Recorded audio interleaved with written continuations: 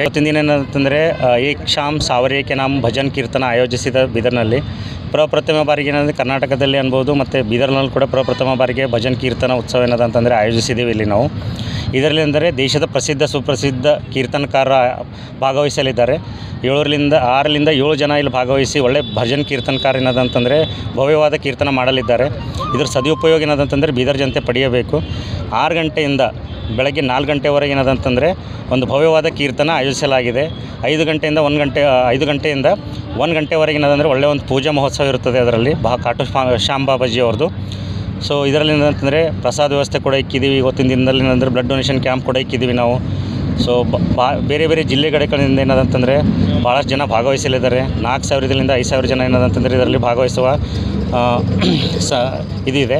So ಹಂಗಾಗಿಬಿಟ್ಟು ಏನದಂತಂದರೆ ಭಾಳ ಜನ ಬೀದರ್ ಜನತೆಯಲ್ಲಿ ಕಳಕಳಿ ವಿನಂತಿ ಏನು ಮಾಡ್ಕೋತೀವಿ ಅಂತಂದರೆ ಈ ಕೀರ್ತನ ಸದುಪಯೋಗ ಪಡಿಸ್ಕೋಬೇಕು, ಈ ಭವ್ಯವಾದ ಆನಂದ ತಗೋಬೇಕು. ಇದರಲ್ಲಿ ಏನಂತಂದರೆ ಒಳ್ಳೆಯವಾದ ಕೀರ್ತನ ಆಯೋಜಿಸಿಕೊಂಡು ಇದು ದೇಶದಲ್ಲಿರೋಂಥ ಒಳ್ಳೆ ಕೀರ್ತನಕಾರ ಏನದಂತಂದರೆ ಇದರಲ್ಲಿ ಬರ್ತಾರಿದ್ದಾರೆ.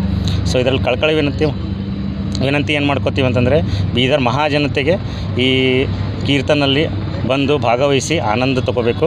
ಬಾಬಾ ಖಾಟು ಶ್ಯಾಮ್ಜಿ ಅವ್ರದ್ದು ಏನದ ಅಂತಂದರೆ ಆಶೀರ್ವಾದ ಪಡಿಬೇಕು. ಇದರಲ್ಲಿ ಇನ್ನೊಂದು ವಿಶೇಷತೆ ಹೇಳ್ತೀನಿ. ಖಾಟು ಶ್ಯಾಮ್ಜಿ ಅವ್ರದ್ದು ಏನದ ಅಂತಂದರೆ ದಿವ್ಯ ಮೂರ್ತಿ ಏನದ ಅಂತಂದರೆ ಖಾಟು ಶ್ಯಾಮ್ಜಿಯಲ್ಲಿ ಆಶೀರ್ವಾದ ಪಡೆದ ತಕ್ಷಣ ಇಲ್ಲೇ ಬಂದು ಪೂಜೆಗೆ ಏನದ ಅಂತಂದರೆ ಆಸನ ಆಗ್ತಾಯಿದ್ದಾರೆ. ಇದು ಒಂದು ಶುಭ ಸುದ್ದಿ ಅಂತ ಹೇಳ್ಬೋದು ನಾವು.